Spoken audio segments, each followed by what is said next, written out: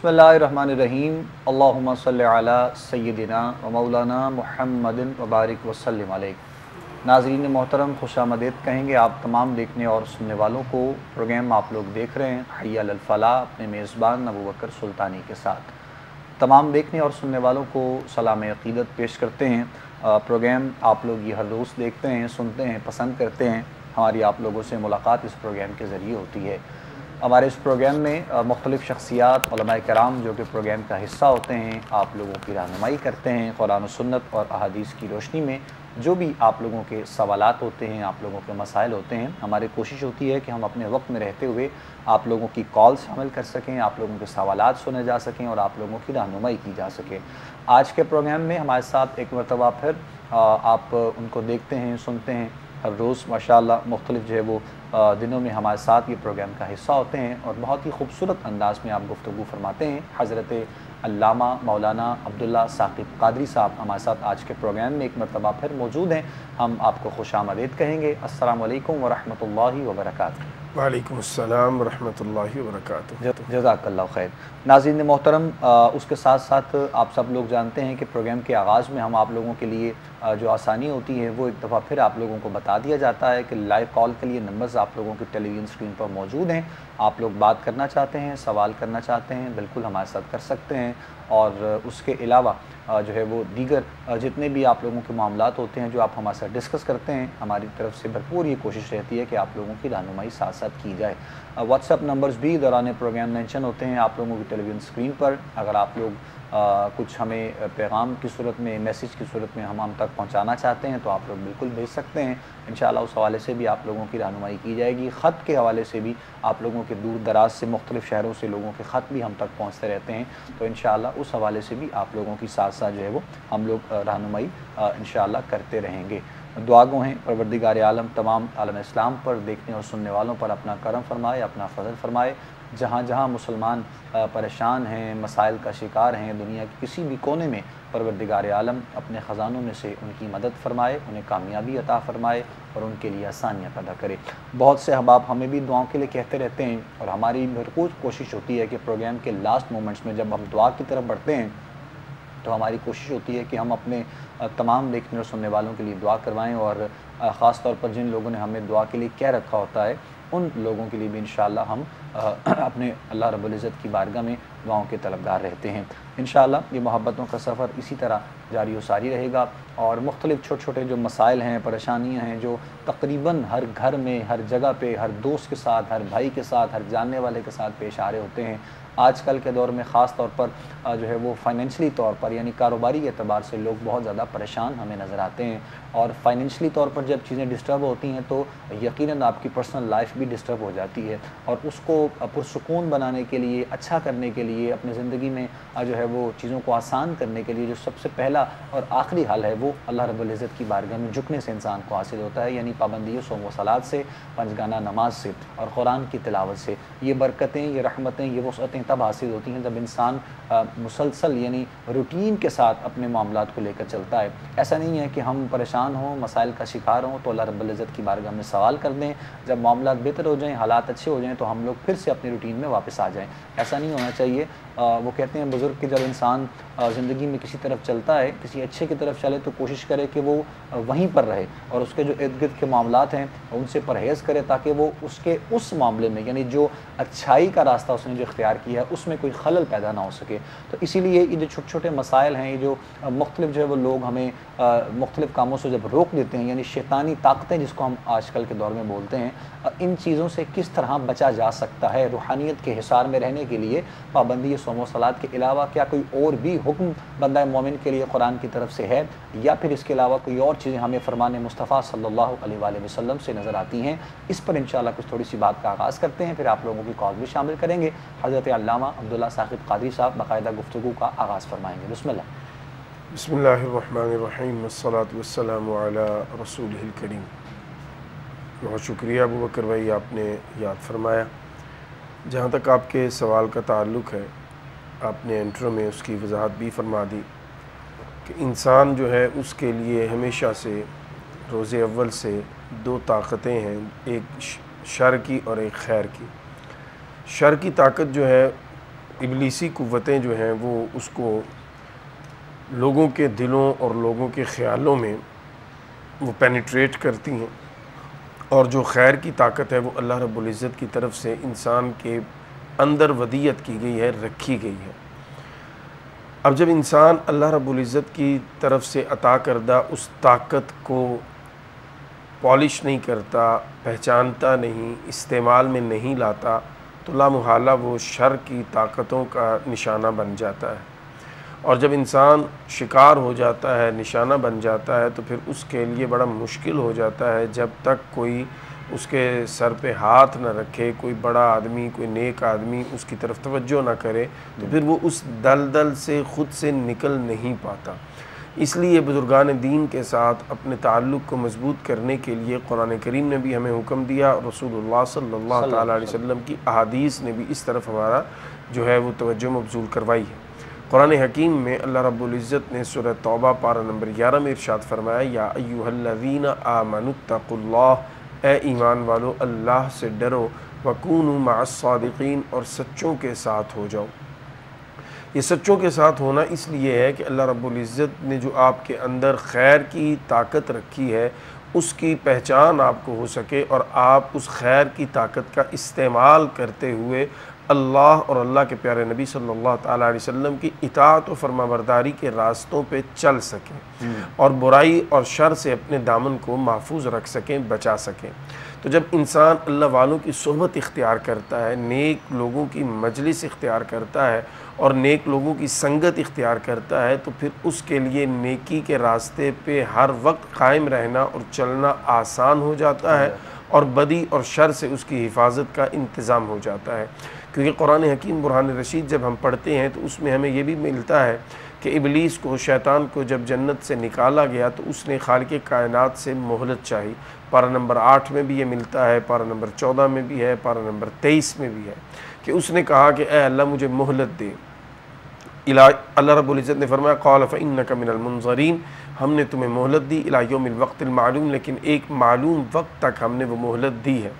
तुम करोगे क्या? उसने कहा, अल्लाह मैं तेरे बंदों को गुमराह करूँगा, आगे पीछे दाएं बाएं ऊपर नीचे हर तरफ से आकर तेरे बंदों को गुमराह करने की कोशिश करूँगा।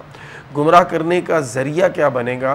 तो उसने पारा नंबर 14 में ख़ुद से ये वजाहत भी की, लउज़य्यिनन्न लहुम फ़िल अर्द, ऐ अल्लाह मैं तेरी बनाई हुई कायनात और उसके में रहने वाले अफराद को इतना खूबसूरत बना के पेश करूँगा, इतनी कशिश मैं शर के और गुनाह के कामों में रख कर इनके सामने वो पेश करूँगा कि ये ख़ुद ब खुद उसकी तरफ माइल होते चले जाएंगे।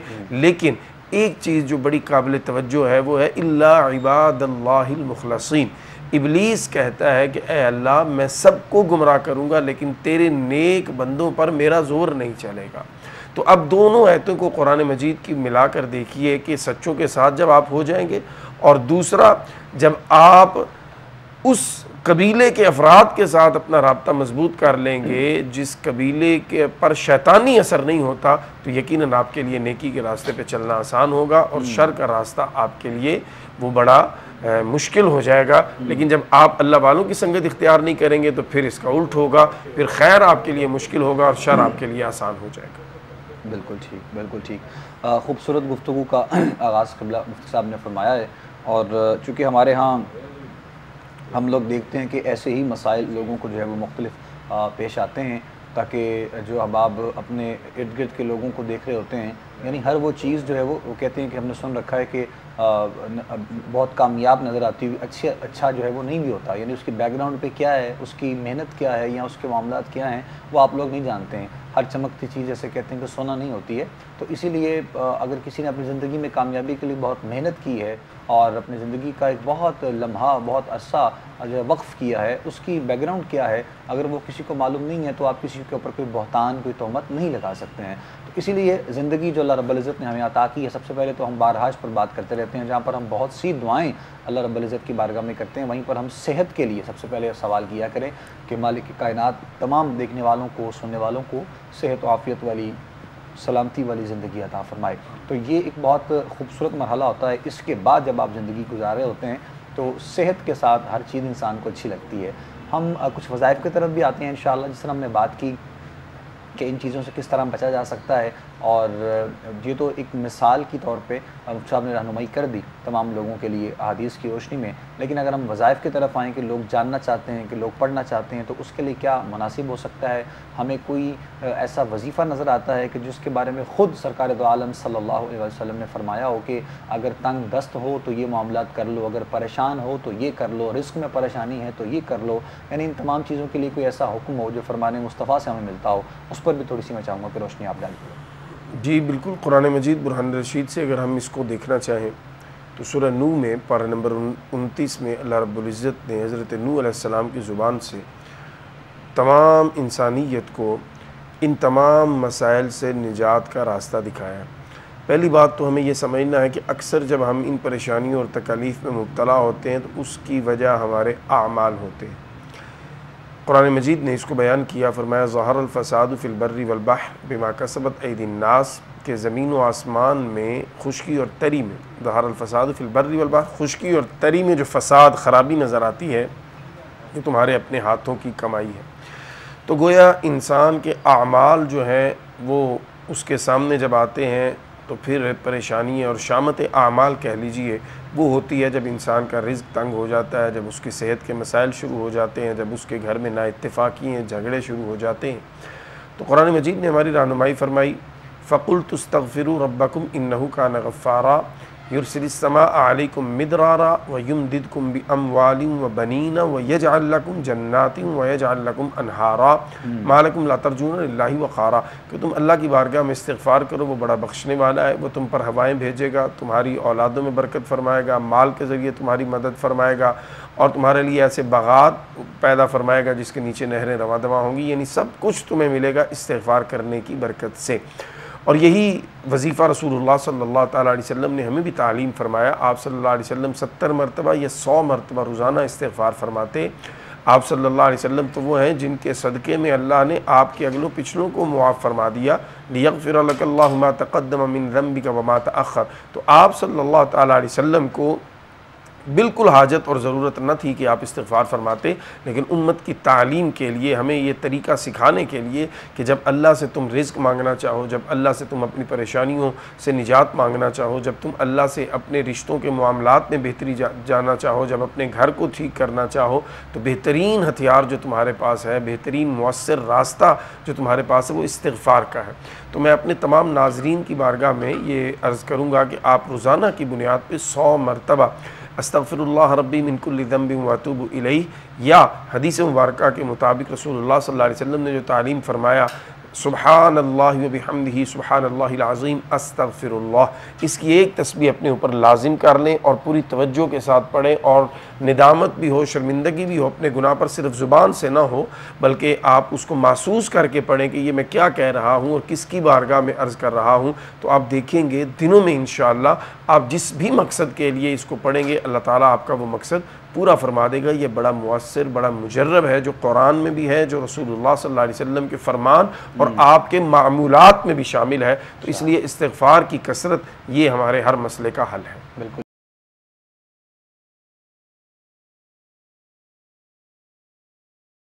आम रूटीन में जिस तरह हम लोग बहुत से ऐसे कामों में ख़ुद को मसरूफ़ रखते हैं, वहीं पर हम अगर चाहें तो इस्तिग़फ़ार की कसरत कर सकते हैं, यानी रूटीन के साथ हम लोग जो है वो ये तस्बीहात की सूरत में पढ़ सकते हैं। और अब तो खैर वैसे ही नॉर्मल रूटीन में चूँकि सोशल मीडिया के इस दौर में मोबाइल फ़ोन पर जहाँ पे हर बंदा हमें नज़र आता है, तो कुछ वक्त अगर इंसान इन चीज़ों के लिए निकाल सकता है तो आने वाले उस वक्त के लिए जिसमें आप लोग परेशान होते हैं या हमारे लिए मसाइल हो जाते हैं, तो हम उन चीज़ों से बच सकते हैं। बिल्कुल सर पे जो है वो हर चीज़ जब आ जाती है तो फिर हम लोग जो है वो उसका हल भी ढूंढते हैं, और फिर हमारी कोशिश होती है कि हमें, यानी रूहानियत की अगर बात की जाए मुफ्ती साहब, तो लोगों को ये देखा है करते हुए और कहते हुए कि जिस तरह आम रूटीन में आप कोई दवाई ले रहे हैं और लोग समझते हैं कि शायद ये खाने के फ़ौरन बाद मुझ पर वो दवाई असर कर जाएगी और मैं ठीक हो जाऊँगा, तो वो उसी तरह अपनी तमाम चीज़ों को रूहानी एतबार से भी देख रहे होते हैं कि शायद ये पढ़ने के फ़ौरन अगले 10 मिनट के बाद मेरे ज़िंदगी के तमाम मामला बेहतर हो जाएंगे। तो ऐसा तो खैर मुमकिन कभी भी नहीं होता, ना तो साइंस में कोई ऐसा मुमकिन है और ना ही जो है वो रूहानी हवाले से। हाँ, अगर अल्लाह रब्बुल इज़्ज़त की मर्ज़ी शामिल है, परवरदिगार आलम खुद चाह रहा है आपके मामलात को बेहतर करना, तो फिर तो खैर 10 मिनट और जो है वो ये बहुत देर की की बात है, अगले ही लम्हे में वो चाहे तो आपकी ज़िंदगी के मामलात को बेहतर कर सकता है, आसान कर सकता है। लेकिन चूँकि मुमकिन जो चीज़ें होती हैं उनकी तरफ इंसान को ज़्यादा जाना चाहिए, और जो चंद चीज़ें ऐसी हैं जो यानी जिन पर हम लोग सोच रहे होते हैं कि इस पर ऐसा हो सकता है, तो उसकी तरफ हम लोग ज़्यादा चले जाते हैं कि शायद ये काम हमारी ज़िंदगी में हो जाए। तो ये जो एक एतक़ाद है इंसान का अंदर से, इसको मजबूत अगर इंसान करना चाहे तो उसके लिए भी कोई हल, कोई तरीक़ाकार हो तो वो भी हमारे देखने वालों के लिए आसान हो सके कुछ। देखिए वकर भाई, जो बात आप फरमा रहे हैं कि अगर आप कुरान मजीद पढ़ें और रसूलुल्लाह सल्लल्लाहु अलैहि वसल्लम की मुबारक सीरत पढ़ें तो फिर आपको ये चीज़ें समझ आएंगी कि हज़रत यूनुस अलैहिस्सलाम अल्लाह के नबी हैं। तो जब मछली के पेट में अल्लाह रब्बुल इज़्ज़त ने उनको महफूज फरमाया कुछ दिनों के लिए, तो उन्होंने वहाँ पर अल्लाह की बारगाह में ला इलाहा इल्ला अंत सुब्हानका इन्नी कुन्तु मिनज़ ज़ालिमीन इन अल्फाज के साथ अपने मामलात में नरमी और अपने मामलात में फ़ज़ल व करम अल्लाह रब्बुल इज़्ज़त का वो चाहा, तो कई दिन के बाद अल्लाह रब्बुल इज़्ज़त ने उन पर अपना फ़ज़ल व करम फरमाया। तो हमारे लिए इसमें बड़ा कुछ है समझने के लिए कि अल्लाह के नबी भी जब अल्लाह की बारगाह में अर्ज़ करते हैं तो वो भी सब्र के साथ और बड़े हौसले के साथ और बड़े बर्दाश्त के साथ अर्ज़ करते हैं कि फ़ौरन भी अल्लाह चाहे तो मुमकिन है, लेकिन अल्लाह चाहे तो कुछ दिन आजमाइश के आप पर रह सकते हैं। और हदीस मुबारका ने तो बड़ा वाज़े कर दिया, रसूल अकरम सल्लल्लाहु अलैहि वसल्लम ने फरमाया कि मेरी उम्मत को जब तकलीफ़ पहुँचे, यहाँ तक कि कांटा भी चुभे, तो अल्लाह की बारगाह में वो भी रायगा नहीं जाता, बल्कि उस पर भी अल्लाह अजर अता फरमाता है मेरे उम्मती को। तो आपका वो जो आजमाइश में लम्हा गुजरेगा, टाइम गुजरेगा, वो भी अल्लाह के यहाँ आपके लिए फ़ायदा मंद होगा, दुनियावी ज़िंदगी और आखिरत की ज़िंदगी के हवाला से। रसूल अकरम सल्लल्लाहु ताला अलैहि वसल्लम ने शैब अबी तालिब में 3 साल तक सोशल बाइकाट का सामना किया और बड़े हौसले के साथ किया। आप चाहते तो दुआ फरमाते, आनंद फानन वो मामला बेहतर हो सकता था, लेकिन आपने हमें सिखाया, तरबियत फरमाई कि 3 साल अगर मैं इस आजमाइश में गुजार सकता हूँ तो तुम भी गुजारो। मैदान करबला में सैयद शुहदा इमाम अली मकाम इमाम हुसैन रज़ी अल्लाह ताला अन्हु दुआएं फरमाते तो कौन सा काम था जो ना होता, लेकिन आपने भी दुआओं की बजाय अल्लाह की रज़ा पे राज़ी रहते हुए उन आजमाइशों और तकलीफ़ों का सामना करते हुए के साथ अल्लाह की बारगाह में सुरखरुई और कामयाबी समेटी। तो हमारे लिए था ही नहीं ना? जी बिल्कुल नहीं, वो तो अल्लाह की रज़ा मकसूद और मतलूब थी कि रब इस काम में राज़ी है तो हम राज़ी हैं। वो उम्मत को ये सिखाया जा रहा था कि अगर हम चाहें तो दुआ करें तो रब्बुल इज़्ज़त सब कुछ हमारे लिए नॉर्मल कर दे। तकदीर जो है वो टल सकती है, तकदीर बदल सकती है दुआ से। अगर आपकी तकदीर दुआ से टल और बदल सकती है तो इमाम अली मकाम की दुआ से क्यों नहीं उनकी तकदीर बदल सकती थी, टल सकती थी। लेकिन उन्होंने हमें तरबियत दी कि जब रब की रज़ा मतलूब व मकसूद हो जाए तो फिर आजमाइशों में हिम्मत और सब्र के साथ इंसान डटता है। अल्लाह रब्बुल इज़्ज़त की बारगाह में दुआ ज़रूर करें, लेकिन किस चीज़ की? इस्तिक़ामत की। किस चीज़ की? दीन की सलामती की। और जो बात आपने पहले की कि जब भी रब से मांगें सेहत व आफ़ियत मांगें। बिल्कुल, आफ़ियत इतनी यानी बजाय सब्र के आम आवाम के लिए, आम आवाम चूँकि मुश्किलात में सब्र कम ही कर पाएगी, तो उसके लिए फिर हमें ये तालीम दिया गया। इमाम ज़ैनुल आबिदीन रज़ी अल्लाह ताला अन्हु का एक वाक़या मेरे सामने है कि आपने एक बंदे को दुआ करते हुए देखा कि वो मुसीबतों पर सब्र की दुआ कर रहा था, तो आपने फरमाया तुम मुसीबतों पर सब्र की दुआ नहीं, अल्लाह से मुसीबतों के लिए आफ़ियत मांगो ताकि तुम पर मुसीबतें आए ही नहीं। क्यों? तुम मुसीबत में सब्र नहीं कर पाओगे, तुम्हारे लिए मुश्किल हो जाएगा। तो हमारे लिए ये हुक्म है कि हम आफ़ियत मांगें अल्लाह से। जब भी दुआ करें, ऐ अल्लाह हमें आफ़ियत अता फरमा, हमें अमन अता फरमा, हमें परेशानियों से हिफाजत अता फरमा।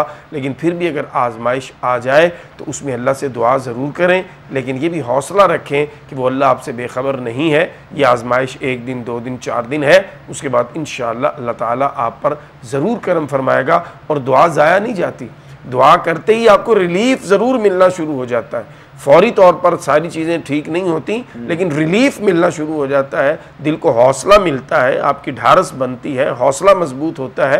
ये उस दुआ की बरकत होती है। तो दुआ जो है वो रायगा नहीं है, दुआ ज़ाया नहीं है। टाइम एक ज़रूर है जो अल्लाह की तरफ से मुकर्रर है, वो आपने काटना ही काटना है, लेकिन दुआ से आपके वो रिलीफ जो है उसके असरात आपको फौरी महसूस होना शुरू हो जाते हैं। जैसे आप मेडिसिन लेते हैं तो आपको वक्ती तौर पर सही लेकिन इफाका ज़रूर महसूस होता है, इसी तरह दुआ करते ही आपको अपनी परेशानियों में एक उम्मीद की किरण नज़र आ जाती है, आपके अंदर एक जज्बा, एक हौसला पड़ जाता है और वो दुआ की बरकत होती है। और अल्लाह आपके दिल में ये बात डाल रहा होता है कि तुम अकेले नहीं हो, तुम्हारा रब तुम्हारे साथ है। बेशक बेशक खूबसूरत गुफ्तगू फरमाई क़िबला। और इस हवाले से यकीनन इसमें कोई शक नहीं है कि ये मामलात ऐसे ही बेहतर होते हैं। और जिस तरह बात आपने सैयद-उश-शुहदा की यानी करबला वालों की एक याद में, और जो है वो मिसाल आपने शुहदाए करबला की आपने पेश की। चूँकि अय्याम मुहर्रम है अभी, तो हम भी खुशकिस्मती समझते हैं कि हमें कुछ लम्हात जो है वो उस बारगाह में अपनी मोहब्बतों और अक़ीदतों के ख़िराज पेश करने के लिए मैसर आ जाते हैं। तो ये भी एक बहुत बड़ी सआदत जो है वो हमारे लिए होती है। एक कॉलर है हमारे साथ, हम प्रोग्राम में शामिल करते हैं, उनसे बात कर लेते हैं। अस्सलाम वालेकुम जी। वालेकुम सलाम जी, कौन बात? मौलवी साहब, मैं मतलब ये था हमारे हालात बहुत खराब हैं और हमने ना सूरत कौसर में किसी मौलवी ने किया कि 129 बार सूरत कौसर पढ़े, ये मैं पढ़ सकता हूँ? सूरह कौसर कितनी मरतबा? 129 बार। 129 मरतबा। अच्छा, ठीक है। और ये पूछा था हर बार बिस्मिल्लाह पढ़नी चाहिए थी कि एक बार पढ़नी चाहिए थी? अच्छा, ठीक है। है। दूसरा मसला ये है कि जब जी नमाज पढ़ रहा हूँ, कुरान पाक पढ़ने के सूरज अंदर बाहर हो, कुरान पाक की मंजिल कर सकते हैं? कई लोग कहते हैं नहीं करनी चाहिए, सूरज बाहर निकला पर बात करनी चाहिए, कई कहते हैं।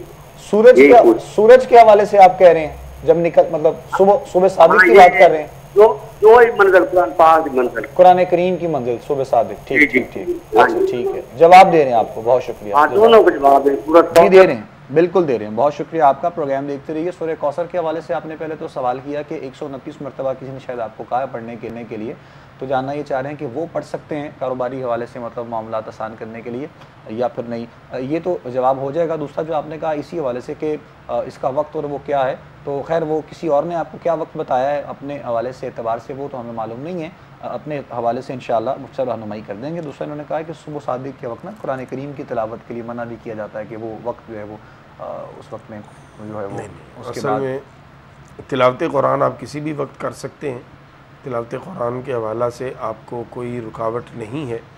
तिलावत कुरान अल्लाह का कलाम पढ़ना है, सुबह सादिक में पढ़ें और दोपहर में पढ़ें, शाम में पढ़ें, रात में पढ़ें, तो अल्लाह का कलाम आप पढ़ सकते हैं। हाँ, स्पेसिफ़िक अगर किसी ने किसी मकसद के लिए आपको मना किया है तो वो हमारे सामने बात नहीं है, चूँकि इस पर इसलिए हम कमेंट नहीं कर सकते। और वैसे भी वो सजदा करने के सजदा मना है, हुक्म है ना, सजदा मना है उस टाइम पे, और नफल नमाज मना है।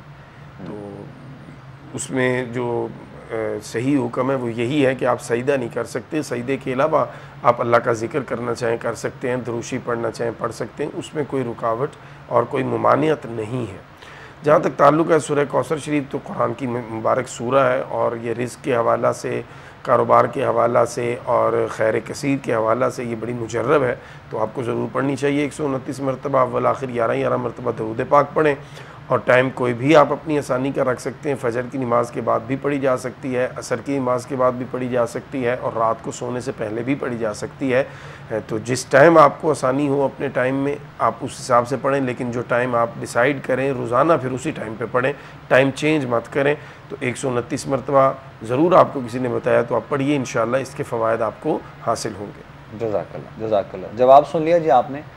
2 सवाल आपने अपने बारे में पूछे थे, दोनों के बारे में जवाब आपको मिल चुका है। और कुरान करीम की तिलावत है, मतलब जिस तरह आपको बताया अल्लाह रब्बुल इज़्ज़त का कलाम है, आप किसी भी वक्त में चाहें पढ़ना चाहें तो पढ़ सकते हैं। और रही बात उस वक्त की, तो उसके लिए सजदे का हुक्म जिस तरह आपने बताया कि वो है, वो एक वक्त ख़ास होता है, यानी मुकर्रर किया होता है। और मुख्तलिफ़ मसाजिद में अगर आप लोग जाएँ तो वहाँ पर कोई ऐसा जो है वो मतलब मेंशन करने के लिए कोई ना कोई ऐसी चीज़ भी होती है। पुराने वक्तों में हम चूँकि पहले देखते थे शायद वो एक लाइट जो है, हाँ जी, रेड लाइट उस टाइम चला दी जाती थी। आजकल जो है वो 12:04 से 12:14 या 10 मिनट है, ठीक है, जिसमें आप सजदा नहीं कर सकते और कोई इबादत आप नहीं कर सकते। सुबह जो है वो नमाज फ़जर जो है ना, उसके बाद सूरज निकलने तक आप नमाज फ़जर अगर रहेगी वो पढ़ सकते हैं, लेकिन उसके अलावा आप कुछ नहीं पढ़ सकते। और सूरज निकलने के 20 मिनट का टाइम होता है, यानी आज सूरज था 5:16 पे, तो 5:36 तक 20 मिनट की जो विंडो है उसमें आप जो है फिर कुछ भी नहीं पढ़ सकते। आप वेट करेंगे 5:36 का, 5:36 के बाद फिर आप नमाज पढ़ना चाहें तो पढ़ सकते हैं। अच्छा, वो जो आपने ये वक्त बताया इसमें वो एक गालिबन मैसेज भी था हमारे भाई का ही, शायद वो शामिल हो जाए, आपकी बात से याद आ गया। नमाज फ़जर के बाद यानी जो वक्त जो आपने बताया उसमें फिर नमाज वो कह रहे थे कि क़ज़ा कह के हम पढ़ें, क़ज़ा नमाज का? हाँ जी, क़ज़ा हो चुकी है आपकी नमाज जो है ना, वो वक्त था उसका 5:16 तक। 16 मिनट 5 मिनट से 16 मिनट तक अगर आपने नहीं अदा की तो 5:36 के बाद जब आप पढ़ते हैं तो आप क़ज़ा नमाज पढ़ रहे हैं। लेकिन फ़जर की चूँकि सुन्नतों की अहमियत बहुत है, तो इसलिए आप ज़वाल के वक़्त से पहले पहले जब पढ़ते हैं तो फिर आप सुन्नतों की क़ज़ा भी कर सकते हैं। और अगर ज़ोहर की नमाज के साथ आप उसकी क़ज़ा पढ़ेंगे तो फिर सिर्फ फ़र्ज़ों की क़ज़ा पढ़ेंगे, फिर आप जो है उसकी सुन्नत की क़ज़ा नहीं पढ़ेंगे। चलें, बेहतर है। जज़ाकल्लाह जज़ाकल्लाह। जवाब सुन लिया जी आपने, मज़ीद भी तफ़सील से रहनुमाई कर दी है। चूँकि एक सवाल था हमारे भाई का भी, तो वो इत्तफ़ाक़ से शामिल हो गया, तो उसकी भी रहनुमाई हो गई। ये छोटे छोटे मसाइल ऐसे हैं, मसले जो ख़ास तौर पर हम लोग इसको नॉर्मल लेते हैं और हम तवज्जो बल्कि देते ही नहीं हैं। तो लेकिन इन चीज़ों के बारे में बाज़ वक़्त ऐसा होता है कि हमारे बहुत से ऐसे लोग हैं, दोस्त हैं, और ख़ास तौर पर हमारे बड़े बुज़ुर्ग ऐसे हैं कि जो मसले का जानते नहीं होते उस बारे में, तो लेकिन वो पूछते भी नहीं हैं। शायद इस जो है वो वजह से कि शायद लोग समझेंगे कि इतनी ज़िंदगी गुजार दी है और मसले के बारे में मालूम नहीं है। तो ऐसा नहीं है, कामयाबी भी तब ही है और अल्लाह रब्बुल इज़्ज़त की बारगाह में वो इंसान पसंदीदा भी तब ही है जब वो उम्र का कोई भी हिस्सा हो, अगर कोई शरीयत के एतबार से यानी कोई सवाल है, कोई मसला है आपको, तो आपके पास जो भी आसान जो है वो आपको मैसर है, यानी उलमा हैं आपके पास, अगर आपके पास कोई ऐसी शख्सियत मौजूद है, कोई ऐसा इंस्टीट्यूट है, कोई इदारा है जहाँ पर आप पूछ सकते हैं, जहाँ पर आप जान सकते हैं, तो वो जान लेना ज़्यादा बेहतर है बजाय इसके कि आप ख़ुद से जो है वो अपने मामलात को लेकर चलते रहें। जैसे हम अगर दूसरी नॉर्मल लाइफ में बात करें तो आजकल चूँकि बीमारियाँ बहुत ज़्यादा हैं, लोग परेशान हैं, तो जो है वो सेल्फ़ मेडिकेशन जो है वो ख़ास तौर पर जो लोग अपने ख़ुद से ही घर में बैठे बैठे दवाई किसी को दे दी और सारे मामलात ख़ुद से कर लिए, तो इन चीज़ों से इंसान को परहेज़ करना है। आज के वक्त में वैसे भी अगर कोई ऐसा मामला भी है तो फ़ौरन आप लोगों को चाहिए किसी जो है वो अच्छे डॉक्टर से रुजू करें ताकि आपके लिए आसानी हो। यही मामला हमारे दीन के हवाले से है। अगर आपने दीन की खिदमत चाहिए तो फिर आपको चाहिए कि किसी अच्छी शख्सियत, किसी आलिम से जो है वो आप लोग बात करें ताकि आप लोगों के लिए मामला जो है वो आसान हो सकें और मामला बेहतर हो सकें। हमारे आज के प्रोग्राम का वक्त बस अपने अख्ताम की जानिब है और जो गुफ्तगू आज की गई, जो बातें आज की गई प्रोग्राम में, हम उम्मीद करते हैं कि आप लोगों ने वो सुनी और उस पर अमल भी होगा इंशाअल्लाह फ़ज़ल खुदा। और बहुत से लोगों ने जो दुआओं के लिए हमें कह रखा है उन सब के लिए इंशाअल्लाह हम दुआगो रहेंगे आखिर में, और हमारे साथ दुआ में शामिल हो जाइएगा। हमारी आपसे मुलाकात रहेगी इंशाअल्लाह प्रोग्राम हय्य अल फलाह में ही। अपने मेज़बान अबू बकर सुल्तानी को, हज़रत अल्लामा अब्दुल्ला साहिब क़ादरी साहब को, हमारे कोहिनूर की पूरी टीम को अपनी ख़ास दुआ में याद रखिएगा। आपसे मुलाकात होगी इंशाअल्लाह प्रोग्राम में। मज़ीद भी अपना ख्याल रखिएगा, इजाज़त दीजिएगा। अस्सलामु अलैकुम व रहमतुल्लाहि व बरकातुहू। अल्हम्दुलिल्लाहि रब्बिल आलमीन वस्सलातु वस्सलामु अला सय्यिदिल मुरसलीन रब्बना आतिना फ़िद दुनिया हसनह व फ़िल आखिरति हसनह व क़िना अज़ाबन नार।